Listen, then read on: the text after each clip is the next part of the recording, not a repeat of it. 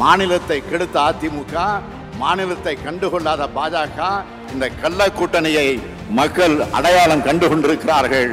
மக்கள் நலனே முக்கியம்னு செயல்பட்டு கொண்டிருக்கக்கூடிய நமது திராவிட மாடல் தமிழ்நாட்டு மக்களாகிய நீங்கள் துணை இருப்பது போல உண்மையான வளர்ச்சியை நமது நாடு காண ஒட்டுமொத்த இந்திய மக்களும் தயாராகிவிட்டார்கள். பாசிசத்தை வீழ்த்த இந்தியாவை காக்க ஸ்டாலின் அழைக்கிறேன்.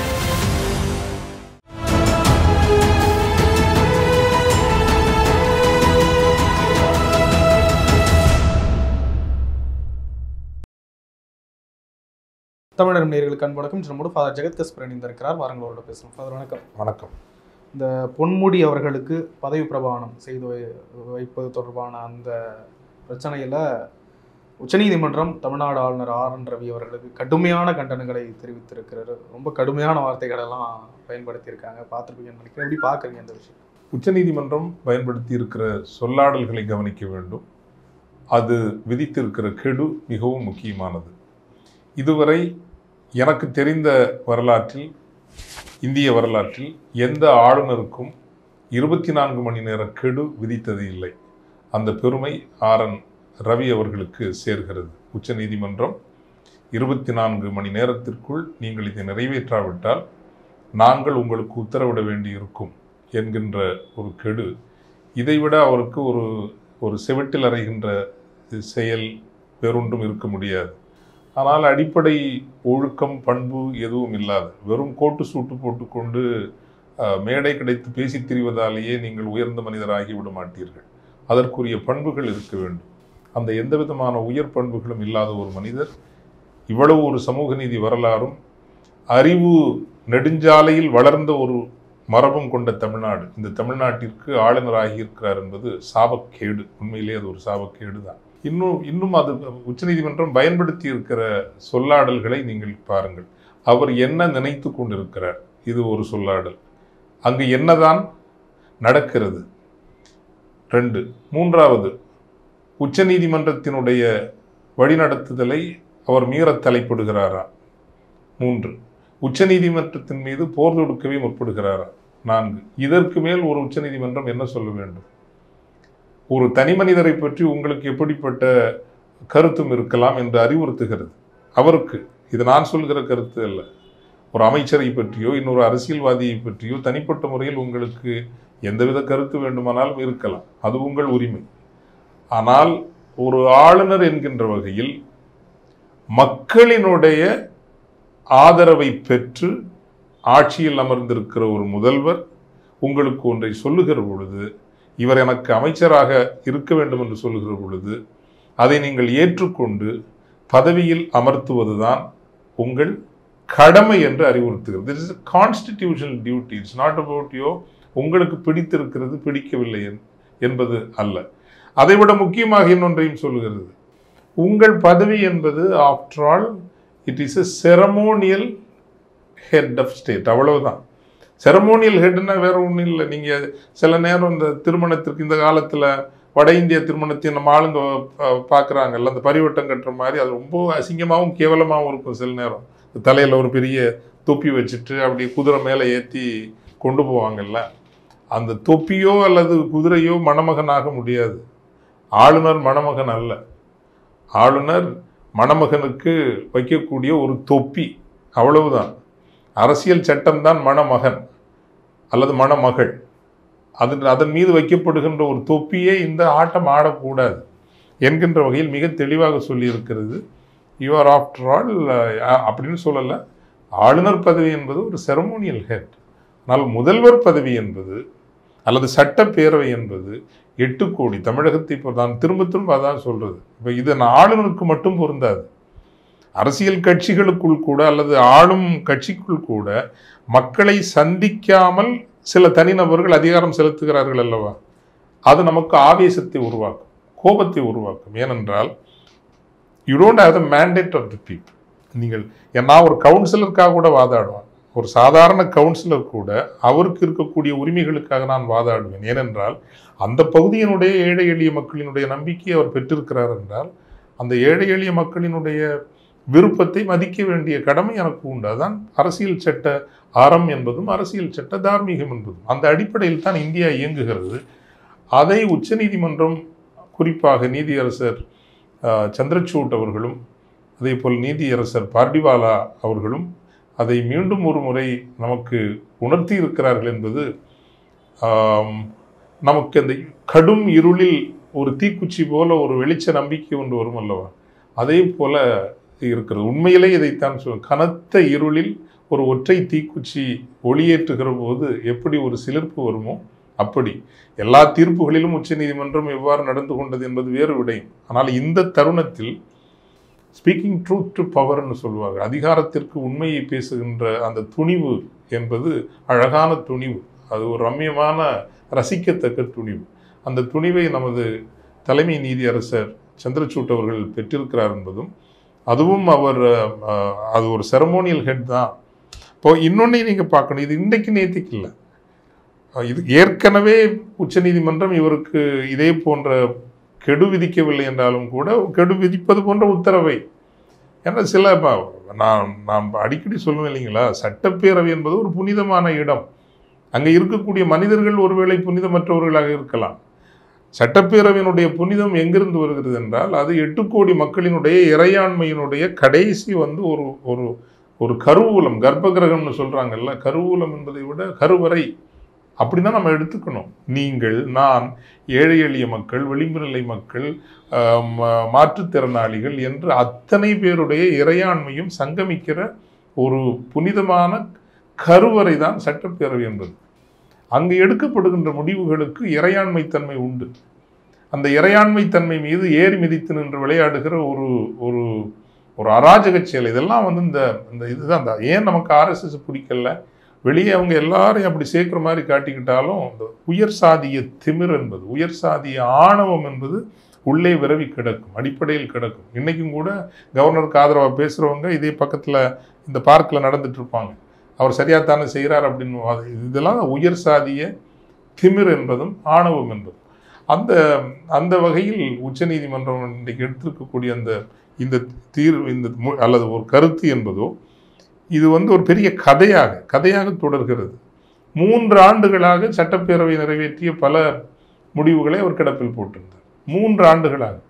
உச்சநீதிமன்றம் என்னதான் செய்து கொண்டிருக்கிறார், நீங்கள் இதை செய்யவில்லை என்றால் நாங்கள் உத்தரவிட வேண்டியிருக்கும் என்று சொன்ன பிறகுதான் அவர் தன்னுடைய முடிவை மாற்றிக்கொண்டு, அதில் நீங்கள் இப்போ பார்த்தீங்கன்னா தெரியும், எலக்ட்ரல் பாண்ட்ஸ் வந்தது இல்லைங்களா.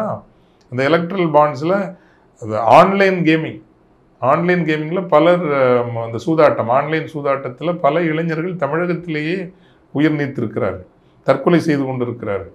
அதை தடுத்து நிறுத்த வேண்டும் என்பதற்காகத்தான் ஆன்லைன் சூதாட்டத்தை தடை செய்யும் ஒரு மசோதா வந்த பிறகு அதை நான் நிறைவேற்ற மாட்டேன் என்று வரிந்து கட்டி கொண்டு நின்ற ஒரு ஒழுக்க பேர்வழி என்று ஒரு பித்தலாட்டம் ஆடுகிற ஒரு மோசடி பேர்வழி தான் இந்த ஆசாமி. அப்போது இப்போ தான் நம்ம எலக்ட்ரல் பாண்ட்ஸ் பிறகு தெரியுது, ஆன்லைன் கேமிங் கம்பெனி தான் பிஜேபிக்கு அதிக பணம் கொடுத்துருக்குது. 1 ஷாட்லேயே 1368 கோடி ரூபா கொடுத்துருக்காங்க. அதனால தான் இவர் அதை பிடிச்சி வச்சுருந்துருக்காரு. ஸோ இவர்கள் இங்கே நடத்துகிற பிஜேபி நடத்தக்கூடிய அதில் ஆமாம், ஆளுநருக்கு மட்டும் வைக்கப்பட்ட ஒரு ஒரு ஒரு குட்டு அல்ல இது சம்மட்டி அடி. இன்றைக்கு உச்சநீதிமன்றம் கொடுத்துருக்கிறது தலையில் குட்டு இல்லை, ஒரு சம்மட்டி அடி. நாளைக்கு எந்த முகத்தோட பொன்முடிக்கு ஒரு பதவி ஏற்பு நிகழ்வு நடத்துவார்னே எனக்கு தெரியல. வெக்கமான ரோஸு இருந்தால் வேற யாரையாவது கொஞ்சம் எனக்கு சீரியஸாக ஹார்ட் அட்டாக் வந்துருச்சுன்னு அப்போலோவில் போய் படுத்துட்டு பக்கத்து ஸ்டேட்டில் உள்ள ஆளுநரை வச்சு இவங்க பதவி ஏற்பு நிகழ்வு நடத்துவாங்க. ஆனால் அந்த வெக்கமானமெல்லாம் இவருக்கு இருக்கிற மாதிரி உண்மையிலேயே தெரியல. ஸோ அது ஒன்று. இன்னொன்று, இவர் ஆக்சுவலி இவர் மேலே நீங்கள் குற்ற வழக்குகள், எனக்கு இந்த நேரம் இல்லை, நான் பல வேலைகளில் ஓடி திரியறதுனால என்னால் பண்ண முடியல. ஏன்னா உண்மையிலே நான் பயப்பட மாட்டேன், அஞ்சவே மாட்டேன். இவர் மேலே கிரிமினல் குற்ற வழக்கு பதிவு செய்யணும். இப்போ இந்த கால்டுவெல் தொடர்பான விஷயத்தில் அவர் செய்ய முற்பட்டிருப்பது சமூகங்களுக்கிடையே பகைமையை உருவாக்கக்கூடிய ஒரு செயல். ஆளுநரே முன்னின்று பகைமை உருவாக்கக்கூடிய ஒரு செயலை அவர் செய்திருக்கிறார். ஒரு சமூகம் மீதே அதாவது அவர் சொல்ல வருது, கிறிஸ்தவ சமூகம் என்பதே ஏதோ ஏழ்மை காரணமாக உதவி பெற்று கிறிஸ்தவர்களான ஒரு சமூகம் என்று ஒரு சமூகத்தையே இழிவுபடுத்துகின்ற ஒரு படுகேவலமான செயலை செய்திருக்கிறார், ஒரு குற்றச்செயலை செய்திருக்கிறார். அதே போல் ஒரு ஒரு சமூகத்தின் மீது தப்பெண்ணம் வருகின்றபடி it is also defamation also. ஒட்டுமொத்த ஒரு சமூகத்தின் மீது ஒரு தப்பான எண்ணம் சுமத்துகின்ற வேலையெல்லாம் செய்திருக்கிறார். இப்படியும் அவர் தொடர்ந்து தமிழகத்தினுடைய சமூக நல்லிணக்கத்தை சீர்குலைக்கின்ற வேலையை செய்து வருகிறார். நான் இப்போது கூட ஒன்று காலதாமதம் ஆகிவிடவில்லை. எதற்குத்தான் இந்த கிறிஸ்தவ அமைப்புகளில் தமிழக ஆயர் பேரவை அது இது என்று அதற்கென்ற சட்ட வல்லுநர்கள் இவங்கெல்லாம் வச்சுருக்காங்க. எதுக்கு வச்சுருக்காங்கன்னு தெரியல. இவருக்கு மேலே வந்து டெஃபமேஷன் போட்டிருக்கணும், எஃப்ஐஆர் ஃபைல் பண்ண வச்சுருக்கணும், டெஃபினட்டாக வச்சுருக்கணும். சமூகங்களுக்கு இடையே பகைமையை உருவாக்கக்கூடிய செயலை கூட செய்து கொண்டிருக்கக்கூடிய ஒருவர். இவற்றையெல்லாம் கூட நீங்கள் பதிவு செய்து உச்சநீதிமன்றத்திற்கு எடுத்து சென்றீர்கள் என்றால் உச்சநீதிமன்றம் இன்று இருக்கக்கூடிய சூழ்நிலையில் இவரை உடனே இங்கிருந்து அகற்றுங்கள் என்றுதான் உத்தரவிடும் என்று நான் நினைக்கின்றேன். எனவே கம்மிங் பேக் டு இன்னைக்கு உள்ள இந்த ஜட்ஜ்மெண்ட்டுக்கு வர நேரம் அது வரவேற்கத்தக்க, அதுவும் தேர்தல் காலத்தில் இது முக்கியமான செய்தி. பாரதிய ஜனதாவுக்கு நீங்கள் எல்லை மீறி விளையாடாதீர்கள். உங்களினுடைய எல்லை மீறிய விளையாட்டுக்களை ஒரு இடைப்பாடு செய்வதற்கு இந்திய அரசியல் சட்டம் என்பது சில ஒழுங்குகளை செய்து வைத்திருக்கிறது. அந்த ஒழுங்கில் மகத்தான ஒழுங்கு உச்சநீதிமன்றம் என்கின்ற ஒழுங்கு. உச்சநீதிமன்றத்திற்குள்ளும் இன்று RSS தன்னுடைய ஆட்கள் பலரை கொண்டு வந்து வைத்திருக்கத்தான் செய்கிறது. நாளை அது நமக்கு பெரிய சவாலாக இருக்கவும் போகிறது. ஆயினும் இன்றைய காலகட்டத்தில் அந்த அமைப்பிற்குள் அரசியல் சட்ட மனசாட்சியோடு செயல்படுகிற நீதியரசர்கள் இருக்கிறார்கள் என்பது நமக்கு நம்பிக்கை. வரக்கூடிய பாராளுமன்ற தேர்தலில் ஒரு மாற்றம் நிகழ்மையானால் உச்சநீதிமன்றத்திற்குள் ஊடுருவிவிட்ட RSS ஆட்களையும் ஓரளவுக்கு சமன் செய்யக்கூடிய செயலை செய்யலாம் என்கின்ற நம்பிக்கையும் நான் வெளிப்படுத்த விரும்புகிறேன். உச்சநீதிமன்றம் இன்னொரு வார்த்தையும் அழுத்தமாக கூறியிருக்கு. போன முறையும் இதே தான் சொன்னோம், இந்த முறையும் இதே தான் சொல்கிறோம். நீங்கள் அந்த ஸ்டாண்ட்ல இருந்து மாறுற மாதிரியே தெரியும். அந்த நிலையில் அப்படியே இருக்கீங்களே அது அப்படின்ற மாதிரி கேட்கல. ஏதாவது நீங்கள் இங்கே தான் நீங்கள் காங்கிரஸ் கட்சி மீது உங்களுக்கு எவ்வளவுதான் கருத்து வேறுபாடுகள் இருந்தாலும், ஆழமான கருத்து வேறுபாடு இருந்தாலும், there is something called constitutional morality. ஒரு அரசியல் சட்ட ஒழுக்கங்களை அவர்கள் மீறி இருக்கிறார்கள் என்றால் அவர்களும் மீறி இருக்கிறார்கள் தான். ஆனால் இப்படி அப்பட்டமாக ஒரு அராஜகத்தன்மையோடு இந்திய அரசியல் சட்டத்தை அவமதித்தது அவசர சட்ட காலத்தை தவிர்த்து பார்த்தால் ரொம்ப குறைவாக தான் செய்திருக்காங்க. இப்போது இதற்கு முன்பு ஒரு ஆளுநர் மீது நம்ம தமிழக அரசு தொடர்ந்த வழக்கில் இவர் 3 ஆண்டுகளுக்கும் மேலாக சட்டப்பேரவை நிறைவேற்றிய முடிவுகளை, தீர்மானங்களை அவர் நிறுத்தி வைத்திருக்கிறார் என்று வழக்கு தொடர்ந்த போது அன்று உச்சநீதிமன்றம் சொன்ன கருத்துக்கள் அல்லது அந்த தீர்ப்பு, நல்ல மனிதர் என்றால் அவரை பதவி விலகி இருக்க வேண்டும், அல்லது RSS பாஜகவிற்கு குறைந்தபட்ச அரசியல் ஒழுக்கமோ அல்லது அரசியல் சட்ட ஒரு மதிப்போ இருந்தால் இவரை விலக்கி இருக்க வேண்டும். அப்போ இவரை விலக்கல்ல, இவர் அங்கேருந்து வித்ரா பண்ணணும்னு சொல்லுவோம் இல்லைங்களா, கால் பேக், அவரை திரும்ப அழைத்து கொள்ளவில்லை என்றால் அவர்களுக்கான தீர்ப்பு தான் இது. இது RN ரவி மீதான தீர்ப்பு மட்டுமல்ல, இது திரு நரேந்திர மோடி, திரு அமித்ஷா இவர்கள் மீதான தீர்ப்பும் கூட. இப்படித்தான் இந்த நாட்டை நீங்கள் ஒரு சர்வாதிகாரத்தன்மையோடு நடத்துவீர்களா என்கின்ற ஒரு தீர்ப்பு. ஏற்கனவே இப்படித்தான் செய்தீர்கள், இப்போதும் இப்படி செய்திருக்கிறீர்கள், என்னதான் நினைத்து கொண்டிருக்கிறீர்கள் என்கின்ற கேள்வியை உச்சநீதிமன்றம் வைத்திருக்கிறது. உடனடியாக 24 மணி நேரத்திற்குள் அவருக்கு நீங்கள் பதவியேற்பு நிகழ்த்துங்கள் என்றும் உத்தரவிட்டிருக்கிறது. இன்னொரு பக்கமும் பார்க்க முடியாது சார். ஆளுநர் பக்கமும் அவர் சொல்றதுலேயும் ஒரு நியாயம் இருக்குன்னு பார்க்க முடியாது. நான் எல்லாத்தையும் சரி பார்க்கிறவன், ஒரு குற்றவாளி என்று அந்த அதிகாரம் அவருக்கு கிடையவே கிடையாது. எல்லாவற்றையும் சரிபார்க்கின்ற உரிமை என்பது நீதிமன்றத்திற்கு உரியது, இவருக்கு உரியது அல்ல.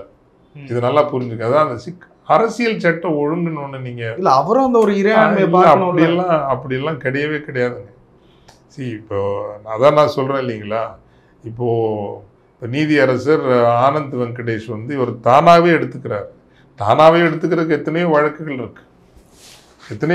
இருக்கு.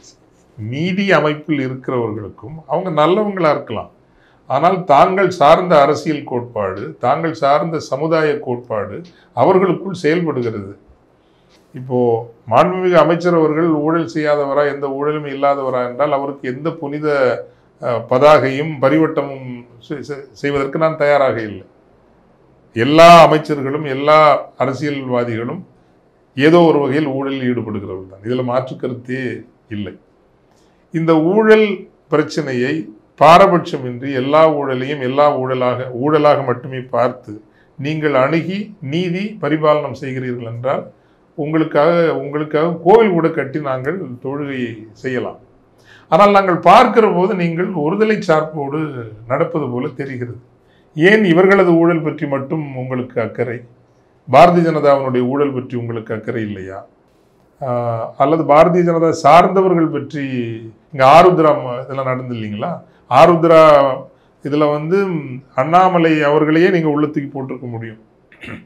அது ரொம்ப மோசமான ஒரு ஒரு ஒரு ஒரு மோசடி வழக்கு. ஏன் உங்களுக்கு அதிலெல்லாம் உங்களுக்கு கவனம் போகாதா? உங்களுக்கு இந்த சுவமோட்டோன்னு சொல்கிறோம் இல்லைங்களா? அல்லது அதுக்கு பிறகு சில விஷயங்களை இன்னைக்குள்ள I always believe it is a text it is a context that determines the text. ஒரு சூழமைவு தான் நீங்கள் என்ன பேசுறீங்க அப்படிங்கிறத முடிவு செய்யும். It is not the other way. Text கான்டெக்ஸ்ட்டை முடிவு பண்ணாது, கான்டெக்ஸ்ட் தான் டெக்ஸ்ட்டை முடிவு பண்ணும். இன்னைக்கு இருக்கிற கான்டெக்ஸ்ட்டுங்கிறது ஒரு மத வெறி கிளர்ந்து எழச் செய்யப்பட்டிருக்கிற ஒரு காலகட்டம். இயல்பாக வாழ்ந்த மனிதர்கள் ஒருவர் அந்நியமாக பார்க்கின்ற ஒரு சூழல் இங்கு அரசியல் அறுவடைக்காக செய்யப்பட்டிருக்கிறது. இந்த விஷயத்தை கீழிறக்கி கொண்டு வருவதற்கு இன்னும் 2 தலைமுறைகள் ஆகலாம். பெரும் ஏன் நாம் தொடர்ந்து பேசி கொண்டிருக்கிறோம்? தோற்று போகிற ஒரு போரில் நின்று போரிடுவதைப் போலத்தான் பல நேரங்களில் நமக்கு அறிவுரை கூட சொல்கிறார்கள். உங்களுக்கு ஏன் ஃபாதர் இந்த வேலையெல்லாம், நீங்களும் கொஞ்சம் அமைதியாக இருந்துட்டு உங்களுக்கு பிரச்சனை இல்லாமல் நீங்கள் போகலாமே, உங்களுக்கு பல தொந்தரவுகள் வருமே, உங்களுக்கு உதவி செய்ய நினைக்கிறவர்கள் கூட உங்களுக்கு அருகில் வருவதற்கு தயங்குவார்களே. ஆமாம், இப்படியெல்லாம் பல அறிவுரைகள் நமக்கு வரும். ஆயினும் ஏன் நாம் தொடர்ந்து செய்கிறோம் என்றால், குரல் என்கின்ற ஒரு ஆயுதம் மட்டும்தான் நமக்கு இருக்கிறது. இறைவன் நமக்கு விட்டு வைத்திருக்கிற ஒரு ஆயுதம் என்பது குரல். அந்த உண்மைக்காக மட்டும் நான் நிற்கவில்லை என்றால் வேறு எதற்காக இருக்கிறோம்? தமிழினுடைய நெடிய மரபுகளில் முதன்மையான மரபு என்பது கூட அறச்சினம் தான். அறம் சார்ந்த ஒரு சினம். நெற்றிக்கண் திறப்பினும் குற்றம் குற்றமே என்று ஐயன் சிவபெருமானை பார்த்து நக்கீரனார் சொல்கின்ற போது அந்த ஒரு இடத்தில் மட்டும் ஐயன் சிவபெருமானை விட நக்கீரனை ஒருபடி உயரத்தில் வைத்து பார்த்த ஒரு பெரும் மரபு தமிழ் மரபு இல்லையா? தேரா மன்னா செப்புவது உடையேன் என்று கார்ச்சிலம்பை வீசி எறிந்த கண்ணகி இன்றும் கூட தமிழ் வரலாறு மரபு வரலாற்று நினைவு என்பது மிகப்பெரிய இடத்தில் வைத்திருக்கிறது. கற்றுணை பூட்டியோர் கடலில் பாய்ச்சினும் என்று சொன்ன அந்த சைவம் நமக்கு ஒரு உயர்வாக தெரிகிறது. அல்லது நாம் ஆர்க்கும் குடி அல்லோம் என்று சொன்ன அந்த சைவம் நமக்கு மிக உயர்வாக தெரியுது. யாரா சொல்றதுக்கு? இந்த உலகம் இறைவனுடைய உலகம், இது உங்களினுடைய அதிகாரத்தில் இருக்கிறவனுடைய உலகம் அல்ல. என்ன இறையாண்மையை பற்றி நீங்கள் புதுடில்லியில் இருந்து கொண்டு பேசுவது? ஏர்பன் நக்சல்னா சொல்றீங்கல்ல, சைவத்துக்கு போங்க, அதுல படிச்சுக்குங்க. நாம் ஆர்க்கும் குடி அல்லோம், யாருக்குத்தான் நாங்கள் குடி? அந்த இறைவனுக்கு மட்டும்தான் நாங்கள் குடிமக்கள், இங்கே ஆளுகிறவர்களுக்கு அல்ல என்று சொல்லுகிற துணிவு நிறைந்த ஒரு நிலம்தான் இந்த நிலப்பரப்பு. மன்னவனும் நீயோ வளநாடும் உனதோ உன்னை நம்பியோ தமிழை அறிந்தேன் என்று தன்னை புகழச் சொன்ன மன்னவனுக்கு எதிர்பார்த்து சொன்னவன் கம்பன். அப்படியான ஒரு நிலப்பரப்பு என்பது அந்த எதிர்குரல் என்பது இருக்கிறது அல்லவா? அந்த எதிர்குரலினுடைய மரபைத்தான் நாம் இன்று செய்கிறோம். அப்போ அதான் திரும்ப வர அப்போ இன்னைக்கு இருக்கிற கான்டெக்ட்ங்கிறது படிப்படியா தங்கு தடை இல்லாமல் இளம் பிள்ளைகளுக்கு கூட ஒன்றுமில்லாமல் இயல்பாக வாழ்ந்த மனிதர்கள் ஒருவரை ஒருவர் பகை என்று பார்க்கிற அளவுக்கு மதவெறி ஊட்டிய இந்த காலகட்டத்தில் அவ்வப்போது நீதியரசர்களும் தங்களினுடைய சாதி சமய சார்புடன் வெளியே வருகிறார்கள் இல்லையா? அப்போ நம்ம we have to call them out. We have to call them out. அதற்காக இது நீதிமன்றம் ரொம்ப புனிதமானது. அதனோடு நாம் விமர்சிக்கின்ற பொழுது தரக்குறைவான வார்த்தைகளை பயன்படுத்தி விமர்சிக்க கூடாதே தவிர, மற்றபடி நீங்கள் RSS பின்புலம் கொண்டவர்கள், அது ஐயா சாமிநாதன் அவர்களாக இருக்கலாம், அல்லது ஐயா ஆனந்த் வெங்கடேஷ் அவர்களாக இருக்கலாம், அல்லது அனிதா சுமன் அவர்களாக இருக்கலாம். எல்லோரும் தங்கள் சாதி சமய சார்புகளை எங்கோ ஒரு இடத்தில், சாதி என்கின்ற அமைப்பு 100 ஆண்டுகால வரலாறு என்று மரியாதைக்குரிய அனிதா சுமந்த் அவர்கள் சொல்லிவிட்டு இன்னும் அவர் நீதியரசராகத்தான் தொடர்கிறார். அவரை பொதுவெளியில் நாம் விமர்சிக்க வேண்டுமா வேண்டாமா? ஆக இன்றைய காலகட்டம் என்பது ஒரு பெரும் ஒரு அரசியல் கோட்பாடு சார்ந்த ஒரு போர் வெடித்திருக்கிற ஒரு காலகட்டம். அது கண்ணுக்கு தெரியாமலும் திரைகளுக்கு பின்னும் அந்த போர் இன்று கூர்மை அடைந்து கொண்டுதான் வருகிறது. இதில் பலவீனமானவர்களாக இருந்தாலும் கூட நான் நம்புகிற இந்த கோலியாத் தாவீது என்ற உண்மை உங்கள் பக்கம் இருக்குமே ஆனால், ஒரு சிறியவனாகிய அந்த தாவீதும் கூட பெரும் கோலியாத் என்கின்ற அந்த அசுரனை எதிர்த்து நிற்க முடியும் வெல்ல முடியும் என்கின்ற நம்பிக்கையோடு தான் நமது குரல் இருக்கிறது. குரலை மட்டும் நாம் ஒருபோதும் இழந்துவிடக்கூடாது என்று சொல்லிவிட்டு, அரசியல்வாதிகள் ஒன்றும் புனிதமானவர்கள் அல்ல. ஆனால் நீங்கள் சூஸ் பண்ணுறீங்கல்ல, சூஸ் பண்ணி இவங்களை மட்டும்தான் அடிக்கணும், இவங்களை மட்டும்தான் அடிக்கணுங்கிறப்ப தான் நமக்கு பிரச்சனை வருது. இன்னொன்று நீங்கள் ரெண்டாவது சொல்கிறீங்க, கேட்டு சொல்கிறேன். ரெண்டாவது, there is ஒரு அரசியல் சட்ட ஒழுங்கு என்று இருக்கிறது. அந்த ஒழுங்கு முற்றிலும் நீதியானதா என்றால் இல்லவே இல்லை. வறியவன் வலிமை இல்லாதவனுக்கு ஒரு நீதியும், பணம் படைத்தவன் வலிமையாக இருக்கிறவன், இன்றைக்கு பொன்முடி அவர்களுக்காக உச்சநீதிமன்றம் சென்று வாதிடுவதற்கு மிகப்பெரிய வழக்கறிஞர்கள் இருந்தார்கள். பெரும்பணம் கொடுக்கக்கூடிய அளவில் அவரும் இருக்கிறார், மாநில அரசும் இருக்கிறது. இதே வசதியும் வாய்ப்பும் ஒரு சாமானியப்பட்டவனுக்கு கிடைக்குமானால் கிடைக்காதுதான். ஆக வாழ்க்கை என்பதும் இருப்பு என்பதும் முற்றிலுமான நீதித்தன்மை கொண்டதா என்றால் இல்லை, என்றைக்குமே இல்லை. By nature existence is unfair. அப்படி ஒன்றும் சமநீதி எல்லோருக்கும் ஆகியதில்லை. ஆயினும் சில ஒரு ஒழுங்குகளின் அடிப்படையில் நாம் இயங்குகின்றோம் என்கின்ற வகையில், நீங்கள் குற்றவாளி என்று சொல்லப்படாத வரை, நீதிமன்றத்தால் சொல்லப்படாத வரை நீங்கள் நிரபராதி தான். நீங்கள் ஒரு கொலையை செய்திருந்தாலும் கூட criminal jurisprudence and criminal justice system என்பது அந்த நீதிமன்றத்திலிருந்து கடைசி தீர்ப்பு வருகின்ற வரை நீங்கள் நிரபராதியாகத்தான் கருதப்பட வேண்டும். அவ்வகையில் ஒரு தீர்ப்பை உயர்நீதிமன்றம் சொல்லி இருக்கிறது. அந்த தீர்ப்பை தடை செய்திருக்கிறது. கடைசி தீர்ப்பு வரப்போகிறது. கடைசி தீர்ப்பு ஆம், உயர்நீதிமன்றம் எடுத்த முடிவு சரியான முடிவு தான் என்று அவர்கள் சொல்லிவிட்டார்கள் என்றால், பொன்முடி அவர்கள் சிறைக்குத்தான் போகிறார். இதுதானே நடக்கப் போகிறது. அது வரைக்கும் அவர் நிரபராதி என்று நீங்கள் கருதப்பட வேண்டும். அவர் நல்லவரா கெட்டவரா என்பதை நீதிமன்றம் தீர்மானித்துக் கொள்ளும். நல்லவரா கெட்டவரா என்பதை முடிவு செய்யக்கூடிய உரிமை ஆளுநருக்கு இல்லை என்று நீதிமன்றம் சொல்லியிருக்கிறது. அவ்வளவுதான். அதை புரிந்து கொள்ளாததால் தான் அவருக்கு நாம் மதிப்பளிக்க முடியவில்லை. ஒரு கவர்னர் என்பது நீ ஒரு சடங்கு ரீதியான ஒரு ஆள். நான் ஒரு ஃபாதர், நான் சர்ச்சில் திருமணம் பண்ணி வைக்கிறேன். என்னாலையா திருமணம் நடக்குது? சொல்லுங்க, என்னாலையா திருமணம் நடக்குது? சொல்லுங்க சார். திருமணம் எப்படி நடக்கிறது? வீட்டில் உள்ளவங்களாம் பேசி இல்லை, வீட்டில் உள்ளவங்க இல்லை, consent of the two parties. அதான் திருமணத்தினுடைய ஃபண்டமெண்டல் அந்த இளமகனும் இளமகளும் கன்சென்ட், ஒருவரை ஒருவர் மனம் செய்து கொள்ள ஒத்துக்கொள்கிறார்கள். It is consent that makes the marriage. அதன் பிறகு பெற்றோர்கள்லாம் அதை மகிழ்வோடு ஏற்றுக்கொள்கிறார்கள் அல்லது வேறு வழியின்றி ஏற்றுக்கொள்கிறார்கள். அதுதான் ஒரு திருமணம். அந்த திருமணத்தை இறைவனின் முன்னால் ஒரு சாட்சியமாக நின்று இறைவனுடைய சார்பில் என்று கூட சொல்லக்கூடாது, இறைவன் உங்களை ஆசீர்வதிக்கிறார், இந்த மனத்தை ஆசீர்வதிக்கிறார், இந்த சமூகம் உங்களை ஆசீர்வதிக்கிறது என்பதை அடையாளபூர்வமாக சொல்வதற்கு மட்டும்தான் அந்த ஃபாதர் அந்த இடத்துல இருக்காரே தவிர, அந்த திருமணத்தை தீர்மானிப்பது என்பது ஃபாதர் அல்ல. அந்த திருமணத்தினுடைய புனிதத்தன்மையை தீர்மானிப்பது ஃபாதரா? அந்த திருமணத்தினுடைய புனிதத்தன்மையை தீர்மானிப்பது அந்த திருமணத்திற்குள் இருவருக்கிடையே இருக்கக்கூடிய உண்மையும் அன்பும் தான் அந்த புனிதத்தன்மையை தீர்மானிக்கிறதே தவிர, ஆலயத்திற்கு அமர்ந்தார்கள், ஒரு ஃபாதர் அதை ஒரு பிளஸ் பண்ணாருங்கிறனால புனிதத்தன்மை ஆகாது. உண்மையும் அன்பும் இருவருக்கு. ஆக இந்த ஃபண்டமெண்டல்ஸை நீங்கள் புரிஞ்சுக்கணும், அடிப்படைகளை நீங்கள் புரிந்து கொண்டால்தான் அந்த வகையில் இதே உதாரணத்தை நீங்கள் எடுத்து பார்த்தீங்கன்னா, ஒரு சாதாரண ஒரு ப்ரீஸ்ட் வேலை தான் அந்த ஆளுநர் வேலைங்கிறது. இது இவரே நான் தான் மணமகன், நான் தான் மணமகள், நான் தான் ஆளினால் அழகுராஜான்னு அவர் நினைக்கிறாரு. நல்ல வேலை ஆனால் இதெல்லாம் அவருக்கு எந்த சூடு சொரணை எல்லாம் அந்த ஆளுக்கு இருக்கிற மாதிரி தெரியல. அவர் கோட் சூட் போட்டு சுற்றுறனால இங்கேயும் அவரை பெரிய ஆள் நினச்சி அவரை சுற்றிட்டு வர்றதுக்கு ஒரு பெரிய these kind of individuals should be shown their place. இவங்களெல்லாம் இந்த critical irreverence சொல்லுவீங்களே, you should show them their place. நீங்கள் மதிப்பிற்குரியவர்கள் அல்ல, உங்களை மதிப்பதற்குரிய எந்த முகாந்திரமும் உங்களுக்கு இல்லை. நல்லவர்களாக இருக்கின்ற வரைக்கும் மட்டும்தான் நீங்கள் மதிக்கப்பட வேண்டும் என்கின்ற ஒரு ஒழுங்கு இங்கே இல்லாமல் இருக்கிறதும் அவரை கொண்டாடுறதுக்குன்னு ஒரு பெரிய படித்த கூட்டம் தாங்க. இந்த மதவெறியும் இப்படிப்பட்ட ஆசாமிகள் எல்லாம் ஊக்குவிக்கிறதெல்லாம் படிக்காதவங்க கிடையாது. நீங்கள் சாதாரண ஜனங்கள்கிட்ட போய் கேளுங்க, கரெக்டான ஒப்பீனியன் வச்சுருப்பாங்க. ஆனால் இவங்களெல்லாம் ஆகா ஓகோன்னு புகழ்றதெல்லாம் மெத்த படித்தவர்களாக இருக்கிறவர்கள் தான், பெரும் பணம் படைத்தவர்களாக இருக்கிறவர்கள். உண்மையில் இந்த நாட்டிற்கு நேர்ந்திருக்கிற இருளும் சாபக்கேடும் இது போன்ற ஒரு ஆசாமிகள் அல்ல. இவர்களை கொண்டாடுவதற்கு இங்கு வெற்றி பெற்ற தொழிலதிபர்கள், பணக்காரர்கள், மத வெறி, சாதி வெறி பித்து பிடித்து திரிகிறவர்கள், பணம் படைத்த பெருமுதலாளிகளும் அறிவில் சிறந்தவர்கள் என்று தங்களை நடத்தி கொள்ளக்கூடிய மெத்த படித்தவர்களும் படித்திருக்கிறார்களே தவிர பண்பென்னும் உயர் பண்பென்னும் அறிவு இல்லாதவர்கள் இருப்பதால் தான் இவர்களெல்லாம் இன்று ஆட்டம் போட முடிகிறது. நிறைய விஷயங்களை பகிர்ந்தீங்க. நன்றி. நன்றி.